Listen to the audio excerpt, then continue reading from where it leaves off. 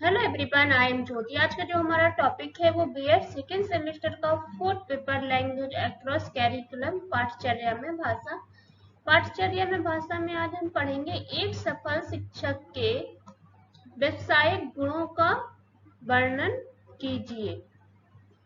जो एक सफल शिक्षक होता है उसके व्यावसायिक गुणों का वर्णन किस प्रकार से करना चाहिए। एक सफल शिक्षक के व्यावसायिक गुण कुछ इस प्रकार से हैं। व्यावसायिक दृष्टि से एक सफल एवं आदर्श शिक्षक में निम्नलिखित गुण अवश्य होना चाहिए। एक व्यावसायिक सफल आदर्श शिक्षक में निम्नलिखित गुण अवश्य होना चाहिए। नंबर 1 देखते हैं। नंबर 1, व्यावसायिक प्रशिक्षण। शिक्षक के लिए यह नितांत रूप से आवश्यक है कि वह पूर्ण रूप से व्यावसायिक प्रशिक्षण प्राप्त किए हुए हो।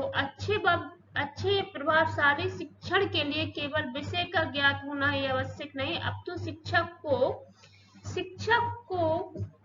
शिक्षण विधियां तथा मनोविज्ञान स्थितियों को भी समुचित जानकारी होना आवश्यक है। अन्य व्यवसायों की तरह शिक्षक भी एक व्यवसाय है। जो अन्य व्यवसायों की तरह भी शिक्षक एक व्यवसाय है, किंतु वह पुनीत और त्यागमय व्यवसाय है। इसलिए इसके लिए भी अन्य व्यवसायों की तरह कौशल एवं शिक्षण प्रणालियों की दक्षता शिक्षकों में होना परम आवश्यक है, तभी वे अपना दायित्व कुशलता से निर्वाह कर सकेंगे। एक विद्वान ने कहा है कि एक अप्रशिक्षित शिक्षक एक अच्छा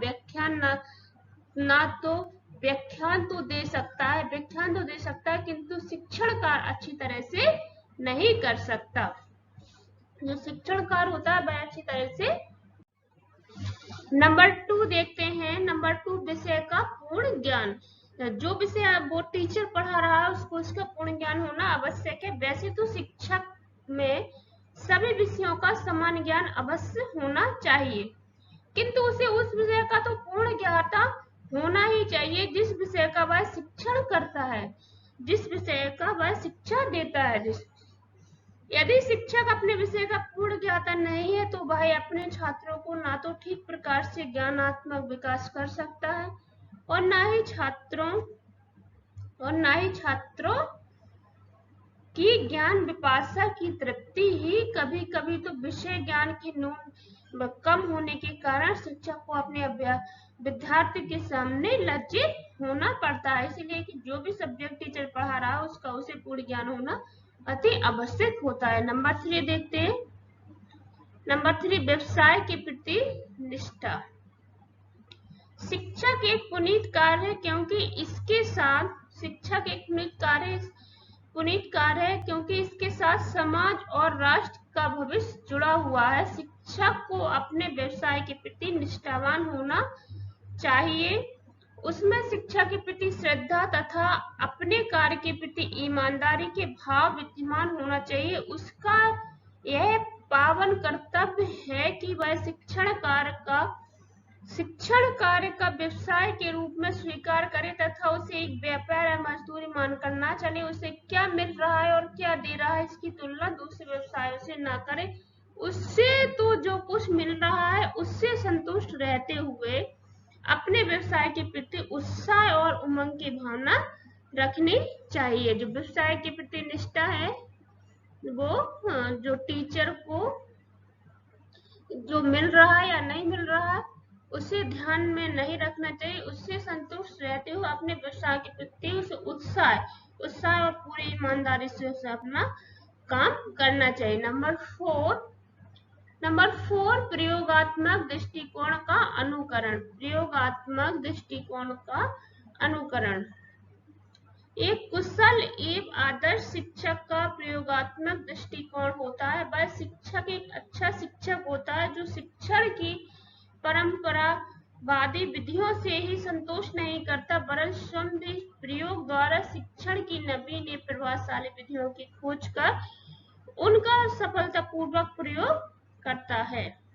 नंबर 5 पाठ है सहगामी क्रियाओं में रुचि, पाठ्य से आगामी क्रियाओं में रुचि। वर्तमान समय में शिक्षक से केवल यही अपेक्षा नहीं की जाती कि वह मात्र शिक्षण कार्य ही निपुणता से संपन्न करे, वरन उससे यह भी आशा की जाती है कि वह विद्यालय में आयोजित होने वाली पाठ्य से आगामी क्रियाएं, जो पाठ्य से आगामी क्रियाएं होती हैं, एग्जाम्पल नाटक, एकांकी, scouting, girls guide, red cross, वाद विवाद, निबंध लेखन आदि क्रियाओं में भी छात्रों का मार्गदर्शन करे तथा उनकी विभिन्न प्रतिभाओं को मुखरित होने का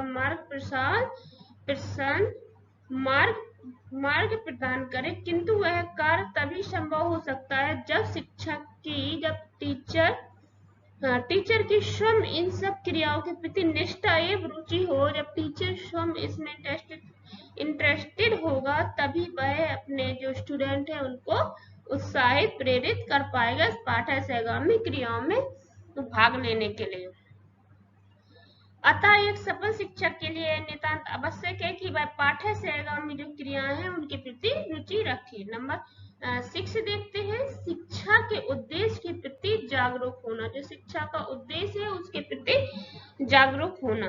शिक्षा का एक अथवा कई निश्चित उद्देश्य होते हैं। प्रत्येक स्तर के पाठ्यक्रम के भी उद्देश्य एक लक्ष्य निर्धारित रहते हैं। प्रत्येक सफल शिक्षक को शिक्षा के उद्देश्यों के प्रति पूर्णतः जागरूक रहना चाहिए तथा पाठ्यक्रम के उद्देश्य एवं लक्ष्यों की पूर्ति के लिए सदैव सजग रहना चाहिए। अब हम देखते हैं, एक सफल शिक्षक की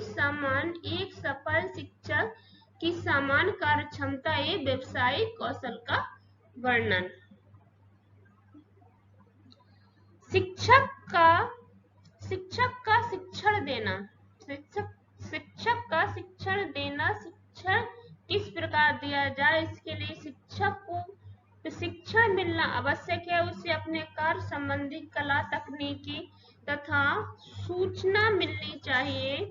शिक्षक के लिए जिन महत्वपूर्ण कलाओं को सीखने की आवश्यकता है और जिन विशेषताओं को उद्विकास उसमें होना अनिवार्य है, वो कुछ इस प्रकार से शिक्षक को जिन प्रोफेशनल स्किल, वित्तीय कला को कहते हैं इंग्लिश में प्रोफेशनल स्किल जो होती है, ये ज्ञान की आवश्यकता है, उनको हम 4 विस्तृत क्षेत्रों में विभाजित कर सकते हैं। प्रत्येक क्षेत्र में उच्च स्तर की योग्यता प्राप्त करने की आवश्यकता है। नंबर 1 देखते हैं।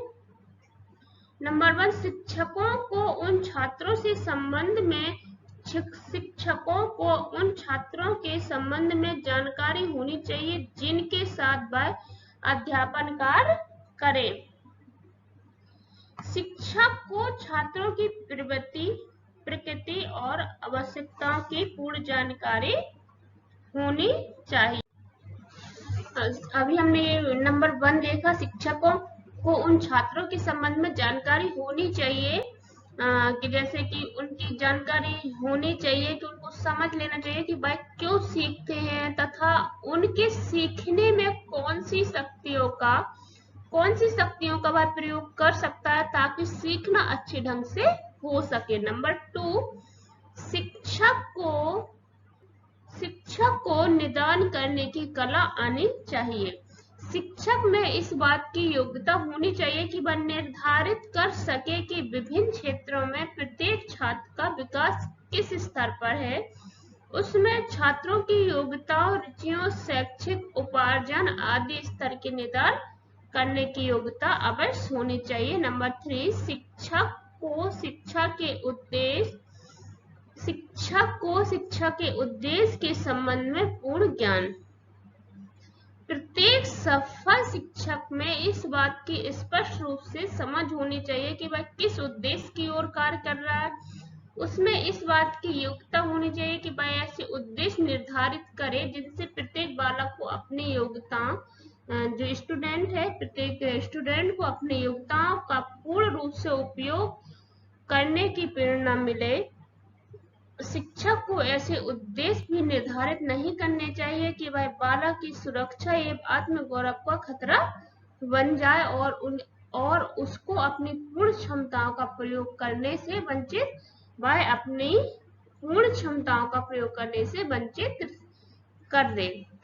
वंचित कर दे। नंबर 4 एंड लास्ट देखते हैं, शिक्षक को सर्वाधिक प्रभावशाली विधियों का ज्ञान होना चाहिए। एक जो टीचर होता है उसको अपने जो सर्वाधिक प्रभावशाली जो विधियां हैं, जो रूल्स हैं, उनका ज्ञान होना चाहिए। शिक्षक को इस बात की जानकारी होना चाहिए कि छात्रों की उपलब्धि, व्यक्तित्व, अभिवृत्ति, रुचि तथा संवेगात्मक विकास में किस प्रकार परिवर्तन लाए जा सकते हैं।